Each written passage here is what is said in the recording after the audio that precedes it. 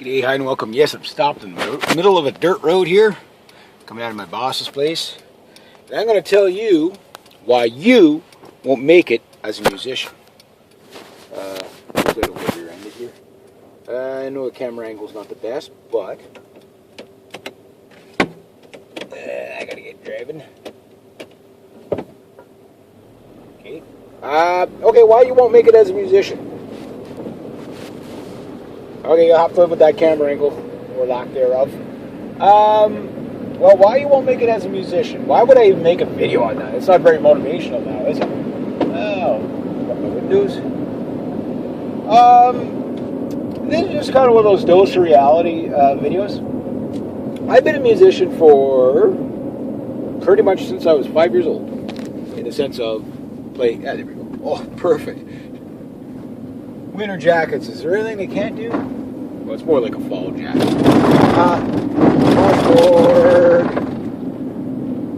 I guess that was the grader operator's first day on the job there. Okay, no. All kidding aside, yeah, no. I've been a musician for a long time. I've been in a lot of bands, played a lot of shows, and I'm back into it again. And it's one of those things that you have to take a bit of a dose of reality. First off, you have to understand what you're up against. And if you're thinking like, I'm going to be the next,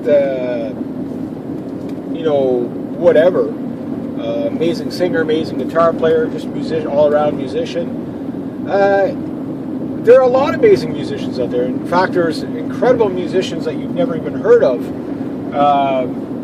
all over the place. You know, better than half the stuff that's on the radio, you know what I mean? And the whole industry is changing. It's all going digital. So, advice I heard from some more popular people that actually are working musicians. One guy, I don't know, I never listened to the band, but it was a metalhead guy talking about, everybody's always asking, how do you promote your CD? He says, that's old technology. He goes, I'll be honest with you, don't worry about promoting a CD. Promote your song and, use these digital marketing to sell your song. Everybody uploads songs nowadays, like iTunes, stuff like that. That's where you're going to make a little bit of money. So the idea of, unless you get a record deal from a major label, I mean, look at all these music stores, HMV, stuff like that. They're all closing. Why nobody goes in there anymore? Why? They can all get it offline or online. So, yeah, and who knows what the next technology is going to be, right? So that's what you're up against. So selling CDs, I mean, look, that's like trying to sell 8-tracks now. So that's going against you. It doesn't mean it's an absolutely failed system that you shouldn't do it. There are still people that want the CD, but most people want like 1 or 2 songs of yours, and that's it. That's just reality. So the more, rather than worrying about making CDs as much, it's more of how do you market your songs digitally. I think that's a better way to look at it. Well, the nice thing is that there's tools. Why is Tony on the wrong side of the road? Well, that's not Tony. I thought that was Tony. I know we're in Quebec, but not really supposed to be on the opposite side of the road there. Okay, whatever. Whatever floats your boat.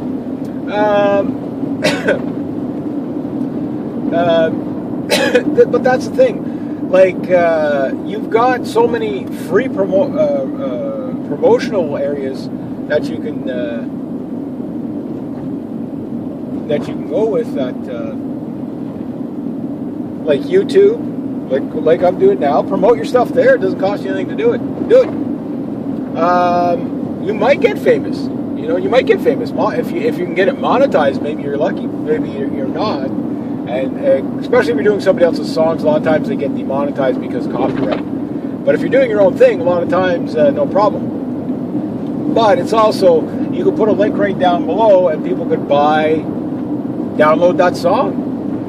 So you can make money on that, but it's still, again, you're in a sea of 2 billion.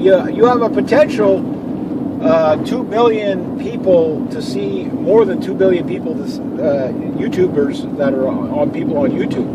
So you have billions of people that can see what you have to offer.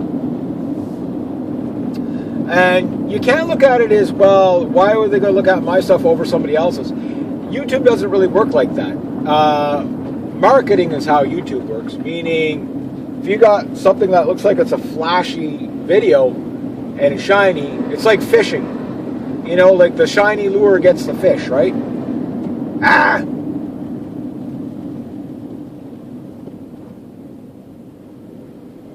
I don't see a squished chipmunk there. These little friggin' chipmunks and squirrels today, what the hell's with them? They're like trying to run under my wheels and stuff. They're nuts. Nutheads. That was the acorn. I got like chipmunk and squirrel-itis now. Like everywhere I see chipmunks and squirrels try to... They're all out there in the middle of the road chewing on stuff. They're like, yeah, this guy will either hit me or go in the ditch. What? He'll go around.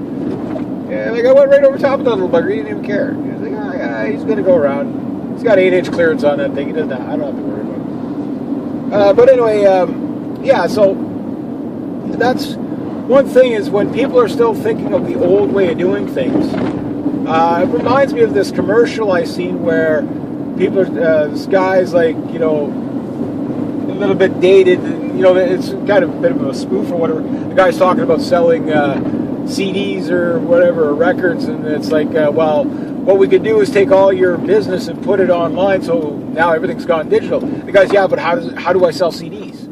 You know what I mean? Like, and it's like it's a funny spoof. Like, you know, you got to innovate to. Oops, there goes my. You got to make sure your water doesn't go flying on you. Nobody coming? Okay. You all right? Slowly, forward.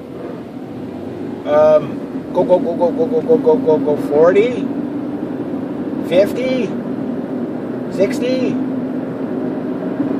65, 70, 80. I'm almost at the speed limit. Things like a train, it's a little slow to get going, you know.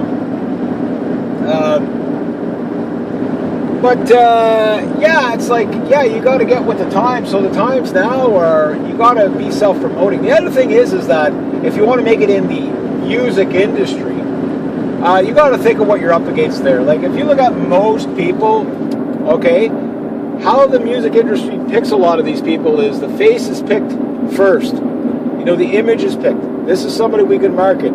Oh, this guy's going to be, you know, get all the little teeny bopper girls going. You know what I mean? Oh, this girl here. Oh yeah, she's going to be the next, you know, Katy Perry or whatever. So that they take the image and say, okay, we got something we can work with here, and then they mold in the talent. And a lot of times, what you'll find is some of these really outstandingly great singing singers. And if you know what to listen for, you'll hear it right away. They all use auto-tune. To me, auto-tune, yeah, I can understand it. It polishes things up and stuff like that. But when it's to the point where they can't sing without it, and you'll see whenever, like I think it was like Britney Spears, and all of them are like it. Anybody out there? Nobody out to honk at. You know, they're all out there and doing the same thing. And it's like, okay, well,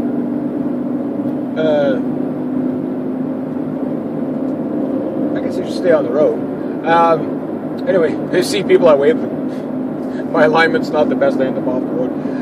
But you get all these people that are like, you know, they're singing with auto-tune all the time, so they sound fantastic. But then as soon as the auto-tune breaks, wow, they sound horrible. Why? Because they never learned to sing. So they market, you know, that's proof in the pudding that they market the face, they market the image, and then what comes after that, that's what you're really up against. So if you got the image, yeah, you might make it in the music industry, especially if you know somebody. But let's say it's not even that. Let's say it's down to musicianship. Let's say you want to go, play for the National Arts Centre in Ottawa. Almost everybody I've ever met that played at the National Arts Centre knew somebody in there.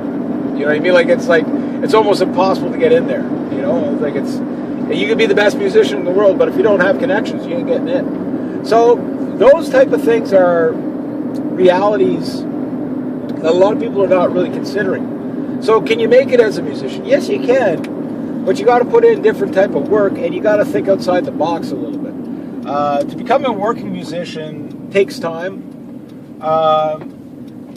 and I'll get more into details in that in future videos, but it can be done. I have done it before, and yeah, it's like it does take time, and it isn't easy to do. I used to play 4 nights a week years ago, and trust me, you didn't make a lot of money doing it. You do have to treat it like a business. That's one thing. The other thing too is you have to understand that you got to manage everything, and sometimes that's really hard. So you got to pace yourself. Sometimes it's good to have multiple sources of income coming in before you take the plunge, such as what I'm doing now. Now, problem is the multiple sources of income is a big problem for me right now, because it's like this is the first day I've worked in about 2 weeks, so it's like it's just kind of one of those sporadic kind of jobs. But I do have multiple sources of income. It's all low income. So it's like it doesn't get me far enough ahead. However, I did book my first gig, but that might be, I don't know when that's going to be. It might be in December, might be in January. If I'm lucky, because I'm open to, like if somebody cancels out, somebody gets sick, somebody can't make it to a gig, I could be the fill-in guy too. So I'm already starting to do that. So I've already got my name in the door, or foot in the door that way. So this is like what I look at the beginning of it. But between now and then, what I want to do is set up, like a circuit, like 10 weeks, 10 shows, that kind of thing. And even if you're not making a lot of money, some places, like this place, I'll be playing for the door. Some places, they want you to sell tickets. Places where I got to sell tickets, I don't have enough of a fan base to pull that off. You might be able to pull it off in a big city somewhere, and if you have enough friends or whatever. But a lot of times, no. Play for the door is probably the safer bet, until you get a big enough following to do that.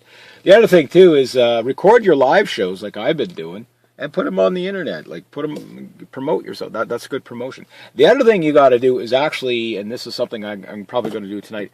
And again, you can use free social media to do this.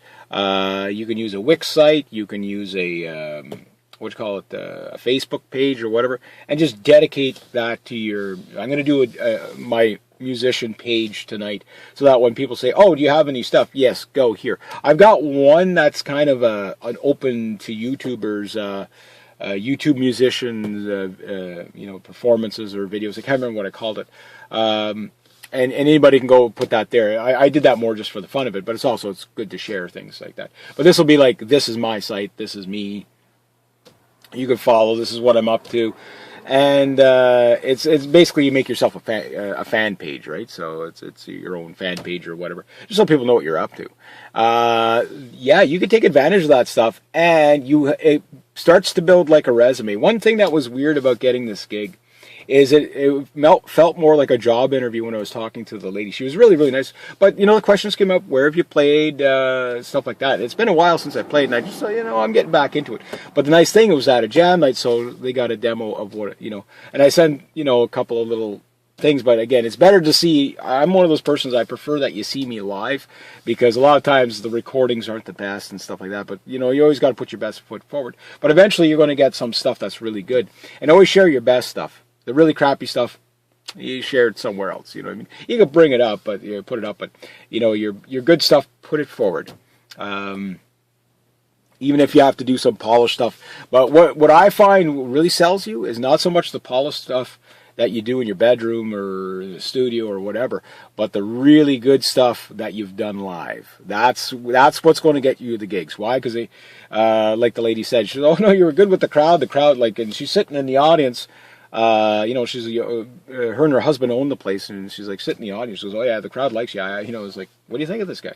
And they're like, "Oh yeah, he's good." And again, I know the camera doesn't pick up the performance you see on the GoPro. If you like it, trust me, you would love it when you see it live, because it doesn't sound the same. And I'm not even judging by myself. I'm judging by, I was there when I listened to this guy and I recorded him, and it sounded okay. But you're not getting the highs, the lows, the mids, the ambience. There's just so much you're not getting. You can't feel the music, the same way. So yeah, it never sounds as good as it does live. Live, you have this raw energy, stuff like that. So sometimes when you watch the video back, it's like, oh, it wasn't that good, the vocals are a little bit dull, the guitar's a little muffled. But when you're there, it's like, there's a difference between recording to get a good sound with your instruments and stuff like that, and having the right stuff there, and just, hitting record and see what comes out too. A lot of times that's what you're up against. If that's where you got to start, that's where you got to start. But the thing is why you won't make it as a musician is because you won't innovate on these things. And the easiest way to do it is to look at what other people are doing that are working musicians. The sound man there, I mean, that guy played a 3-hour gig and then he came out to the jam night after and ended up doing a couple of jams with some people on the stage. This guy's a working musician. That's all this guy does.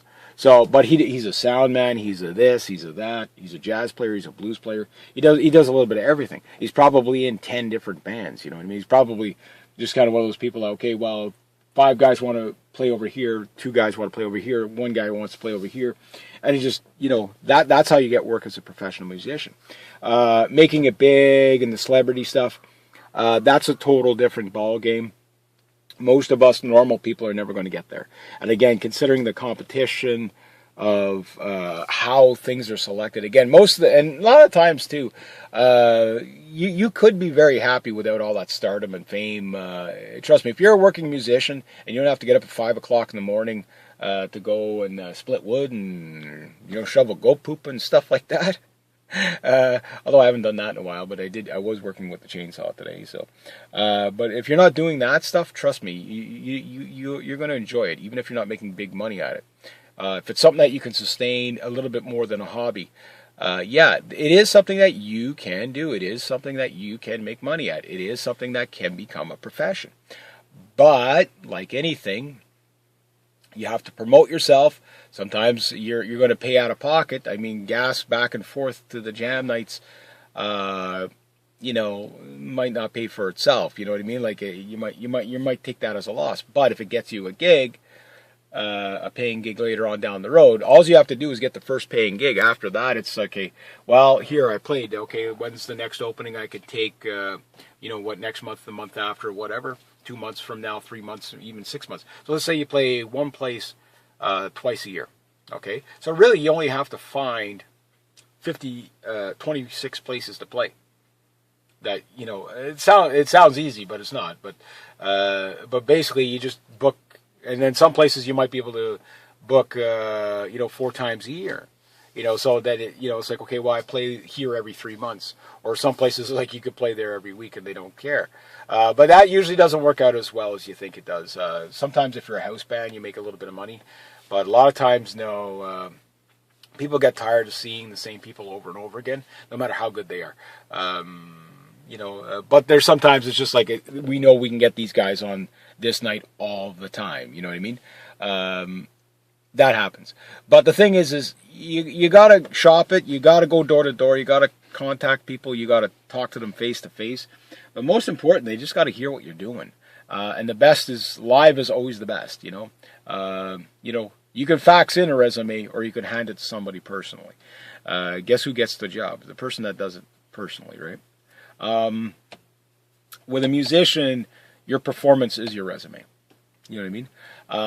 So don't get too hung up if you haven't played anywhere before or whatever, or you haven't played anywhere in a long time. It doesn't mean you won't get a gig. Sometimes scoping out the venue just to see if it's a venue that you can play, because sometimes they're not looking for your style of music, and I mean, that's a possibility. For me, I wasn't too sure, that I was pretty sure I was going to get the gig, but I wasn't 100%. I was like, well, you never know. Maybe there's you see what everybody else is playing. We kind of want more of that R&B stuff and the jazz and stuff like that. But no, people respond to it. I mean, plus the songs I played, again, I don't know how it's going to come out. I watched it last night. It's like, okay, it sounded pretty good on the GoPro, and I was like, but I'm like, I know the audience. I know if you really listen, you can hear the audience singing along with some of the songs I'm doing. Yes, there are other people's songs, whatever. And I will bring in my own. I'm going to get it. That's the other thing too, is getting your act together. But I'm going to do a separate video on that about performing live and stuff like that, and how to work with an audience and stuff like that. That I am good at. I'm always good. Why? Because I enjoy it. Plus, it becomes fun for you and stuff like that. Like if you just get up, play songs, and just don't interact with the audience, yeah, you're not going to do as well. You got to sell yourself. You got to make people happy that they're there. You got to make people want to be there. You want to make people that say, "Oh, we were about to leave, but I'm just going to stay for one more song." Then 9 songs later, they're still sitting there. You know what I mean? That's the type of show you want to put on. Or they're closing, they're helping you put the chairs up on the tables or whatever. It's like, okay, end of the night, guys. It's now 4 a.m. Yeah, it's time to go home. Get out. That happens too. So why you won't make it is if you don't innovate. This is new for me. Mind you, it's easier now than what it was back in the 90s when I used to play in the bands, because back in the 90s, the only way people would know you're playing is by posters and word of mouth. That was it. Now you got word of mouth, you could put up posters, but you got social media. You didn't have that back then like you did now. Yeah, you could post something on a board somewhere, but if people didn't know to follow you, like this place they promote, that's another thing. The places you play, some of these places are like, okay, yeah, we promote the hell out of you. Set yourself up, make yourself a poster, set yourself up a web page or whatever, and just, we'll sell it that way. You know what I mean? And because they're trying to make money too. So let's say I charge $2 a cover. I don't know what they charge at the door. Maybe they charge $5 or $10, and maybe, okay, you get 30 people in there at $10 a piece, which I don't think that's going to happen. But let's say they come in at $2 a piece. Well, you get 30 people, you made $60. Not very good. But what if 60 people show up? You made $120. What if 100 people show up throughout the night? You made $200. You know what I mean? So playing for the door, if you scope the venue and it's like, okay, well, depending on, especially on a Saturday night in a January. If it's really, really cold out, you might get 10 people, 15 people in the bar. It's a risk you're going to take, but you play the show anyway. And this is something that, working musicians, there's another guy named Reg as well. He lives up in Otter Lake. And one thing he says, over the years, this guy drives a cab for a living, and then he moonlights playing musician. Like, basically, he uses the money he makes as a cabbie to basically fund his addiction of playing live. But he says, whatever you do, you always honor your agreements. So if you say you're going to play for $40, you play for $40. If you're going to play for $100, you play for $100. Sometimes, you can't set the bar too high. Yes, I've played gigs for $600 for the night. I think the biggest we ever got paid was $1,500 for, it was like a small little arena or whatever we played. That was cool. I was like, 15,000 people, I think, or so. It was 5,000 or 15,000. I don't know, whatever it was. That was really cool. It was kind of like a little show thing going, like a trade show thing going on. So, but it was still, it's a crowd, right? And that was cool. Even though not everybody was paying attention to you, it's like you're just on this little stage, and it's like there's all these people. Wow, it's like whatever. Some people were sitting there getting into it, a little later in the evening. And then all the other shows are like 20 people, 30 people, 500 people, 200 people, whatever. It's like 30 people. Probably, I would say the average, would be, say, 30 to 70 people is probably an average gig. That would have probably been an average gig back in the day. But some places were like, it was all over the map, right? But it depended on where you played, right? Now, the other thing to keep in mind is, again, the places you play, if they promote the acts that come in. Some places they'll book you, yeah, I'll book you, whatever, and they don't promote you. Then it's all on you. But if you have them helping you, and it's an establishment that is known for live acts, the nice thing is a lot of people, people like myself, I prefer live music over a dance club any day. You know what I mean? Like this. Some people don't. Yeah, the younger crowd maybe not as much, but even at that, the younger crowd likes live music too. It's a different interaction, right? So yeah, don't worry about venues like finding the play so much, but what kind of venue you play. That's gonna help you out as a working musician for sure. Once you get going, because it's like, okay, well, yeah, you come back in 2 weeks, come back in 6 weeks or whatever. So then it's okay, well, let's see if I can set up, I'll set up 3 dates. I try to get 3 dates with them if I can. The first time you play there, don't try that. The first time you play there, just book 1 date. Once you play once you play there, then work on it. Like say, well, maybe I'll, if you want me 2 more times this year, I could play this month, and this month, and then you could, you just fill in. You're just filling in the weeks, A lot of times it's going to be a Friday, Saturday, or Sunday night that you'll play, sometimes Thursday. but most of the time it's going to be Friday and Saturdays. So you have a potential, you got 52 weeks in a year, so 104 shows possibility if you play a Friday and a Saturday, every week. That is tough to do. I play more than that, trust me, 4 nights a week is a lot, especially if you have to sing. For me, one night a week would be more than ideal. But have set lists so that you can pull this off. And then, of course, have alternating set lists so you don't get sick of it. That's the other thing is, give yourself a breather once in a while, too, so that you can come up with new stuff so you don't get sick of it. Just stuff because that's what breaks up more bands than anything, is that they get sick of playing the same 30 tunes or 60 tunes, or whatever it is they play in a night, over and over and over again.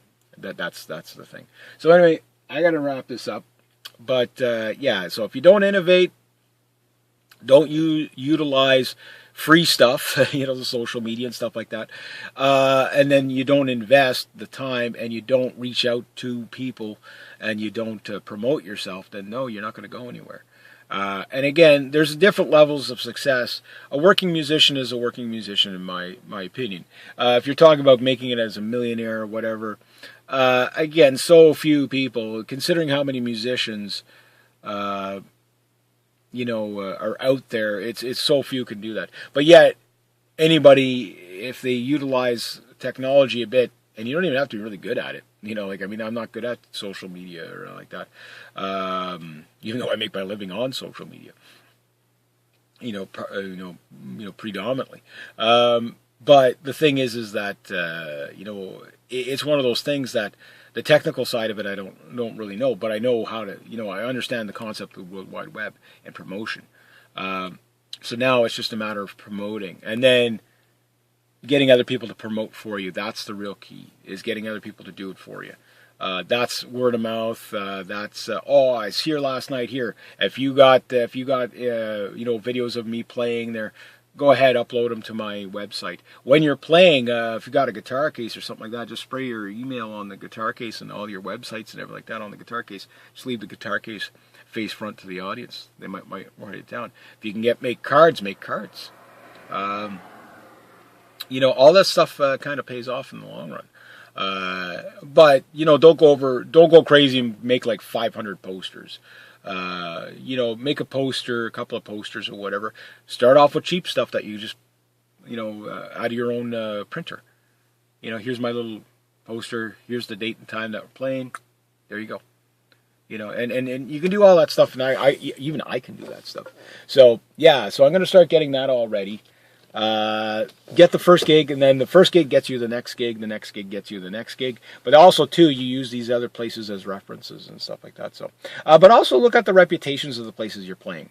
Now, that said, it's not just about bars, too. There's other things. Like I say, let's say you're not really a live performance person. Utilize your YouTube and stuff like that, but just find ways to promote it. There's just so many ways to skin a cat here. But anyway, I'm going to get going because, got a whole bunch of stuff that I got to get done today. But, good day at work. And I'm going to basically start working on my next show. Yeah, there we go. Well, the next jam night's a week around the corner. But next Wednesday. But, my next big show, that's I just don't know what day it's going to be. I ponged the email last night from the making of this video to the lady because we talked, but she didn't have time to go through the calendar and see where she could fit me in and whatever. But there's going to be a bit of a back and forth. Sometimes it takes a while to set things up, but you got to be persistent. You got to be consistent, and you have to get a hold of people. But don't be pushy. Don't be pushy. Be as casual about it as if they can't fit you in right away.